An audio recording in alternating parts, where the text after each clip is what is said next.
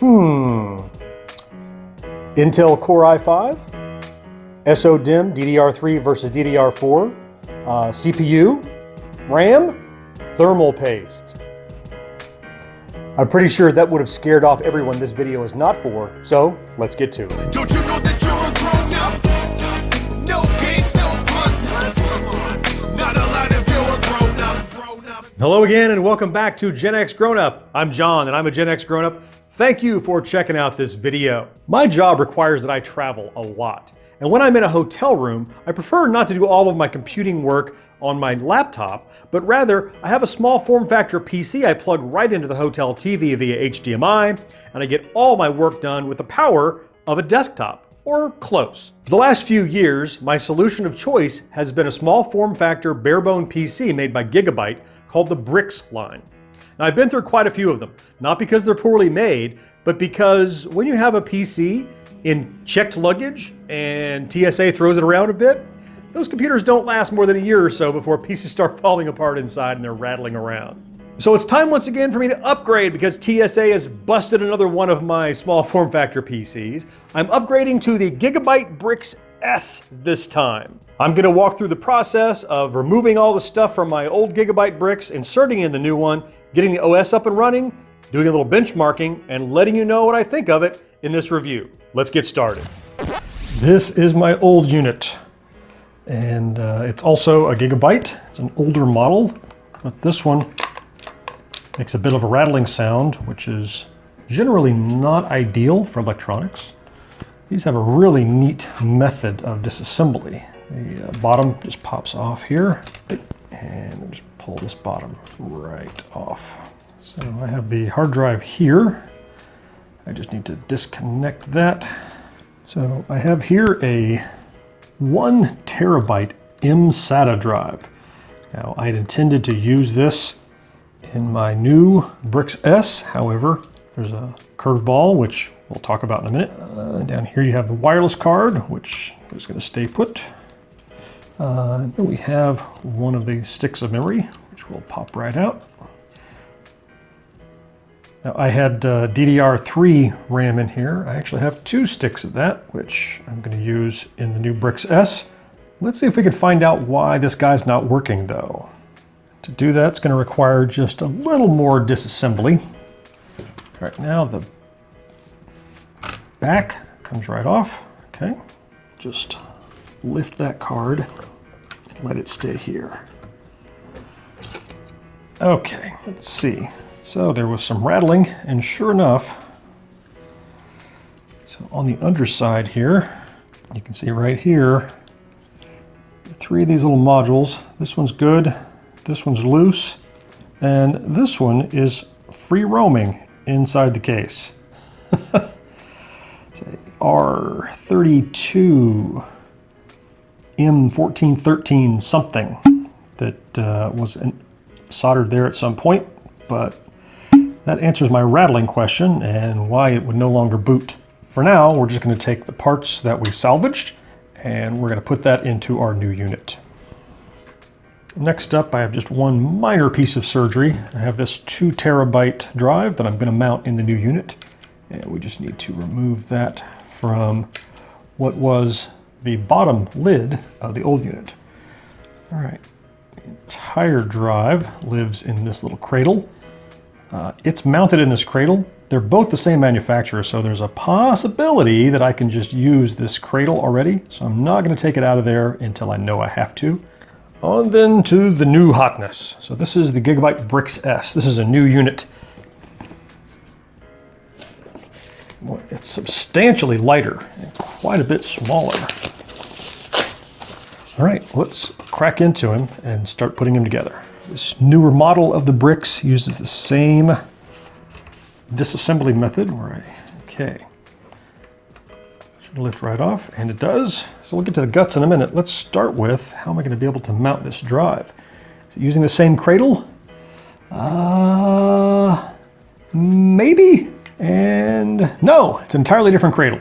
So let's start by transplanting this drive. Mount right in here. Yep, okay. And then that can be remounted on here. That's on there nice and steady for now. Well, the hard drive moved over just fine, but when I was migrating over to this new unit, roadblock number 1, you'll remember I had this nice mSATA drive. These things are really cool. This is a full 1 terabyte mSATA that I had in the old unit. However, the new unit doesn't use mSATA at all. It uses a new form factor called M2. So I picked up an M2. This is just a half terabyte. They're a bit more expensive than the mSATA, so I couldn't quite spring for the full terabyte. Here's your mSATA M2 SSD. This is really easy to mount. There's a M2 port right there. You just unscrew this little screw right here and it'll mount. Take our M2 stick, set it right in there. A little bit of pressure. Lay down very comfortably here and put that screw right back in. Half a terabyte installed. Stumbling block number 2. I was going to repurpose this wonderful DDR3 memory. However, DDR4 is what was required with this unit.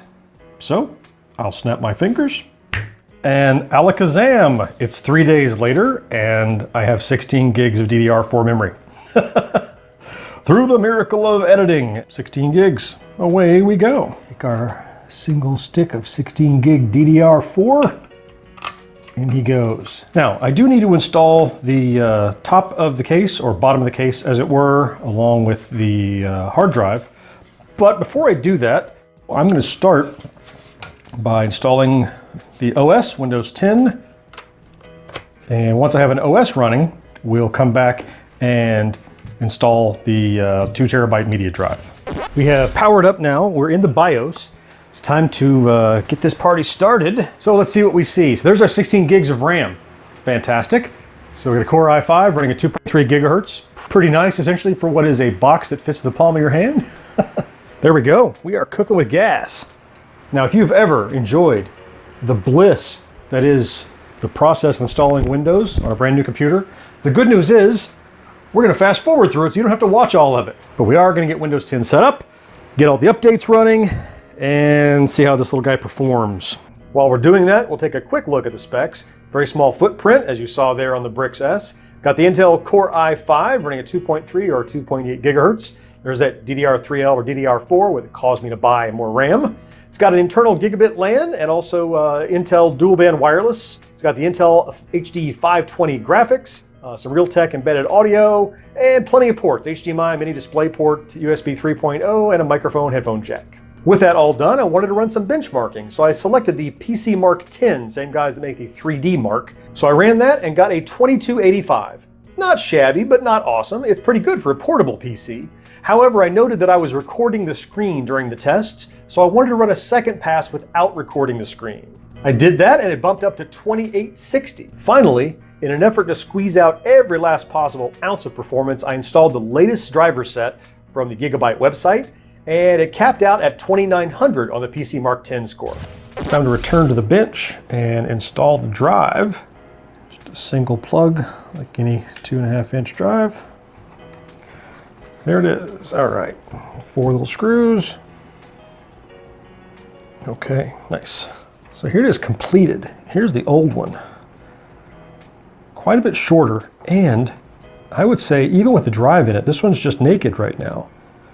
With the drive in it, this one is still substantially lighter, largely because this is made of plastic and not metal. I like that it had a built-in USB 3.1, a USB-C cable. In the back we have 2 USB 3.0s as well, a network cable. We have a security cable, power supply, and HDMI. And while we're talking about portability, look at how small the power brick is for this. By comparison, here's the power brick, the unit I'm replacing, the Gigabyte Brix S, again, lighter and dramatically smaller. Back at the beginning of this video, I said I travel a lot for work. Sure enough, here I am back in a hotel again. This has been a project upgrade. It's taken several weeks to complete. So since I began this video, I have another assignment that put me back out in a hotel room. And sure enough, right here behind me is my little Brix S hooked up to my hotel TV. And I'm not just going to review this now from a benchmark standpoint, which you've seen, but from a real-world experience. It's time then for me to run down the numbers and tell you my evaluation of this PC. Keep in mind, I'm not comparing it against every other PC on the planet.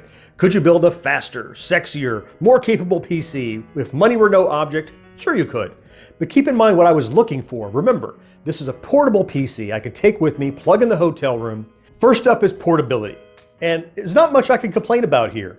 I wanted something that was as small as what I had. I got smaller, lighter. Even the power brick is smaller. It can fit right in my bag, and away it goes with no trouble. Now you could get smaller, but you're gonna start sacrificing power. So for my money, this is full 5 tokens out of 5 on the portability front. Next up, it's value as an upgrade.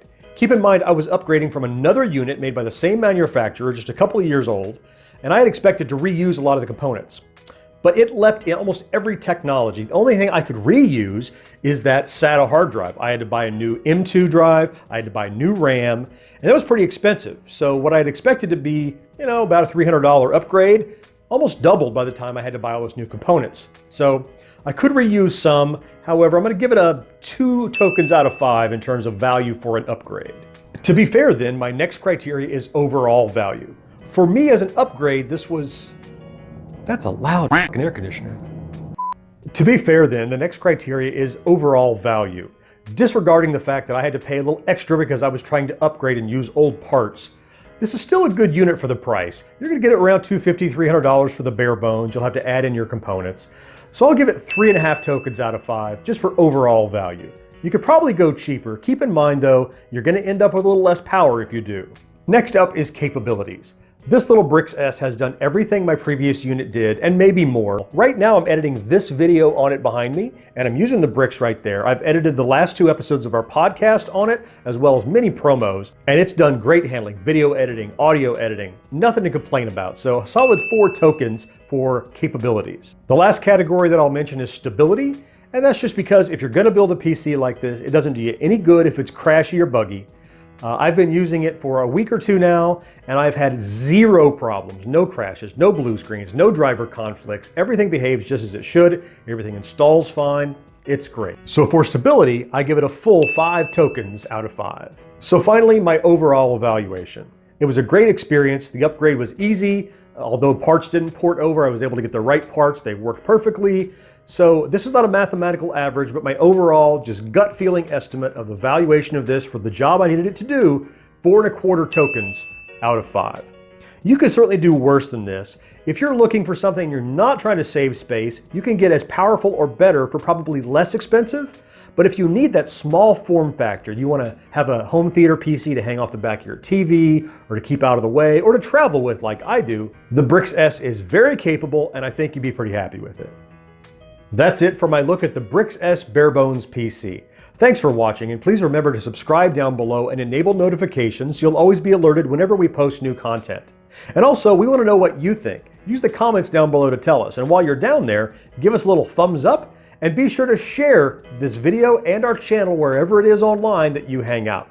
Thanks, and I will see you next time. Don't you know that you're a grown up?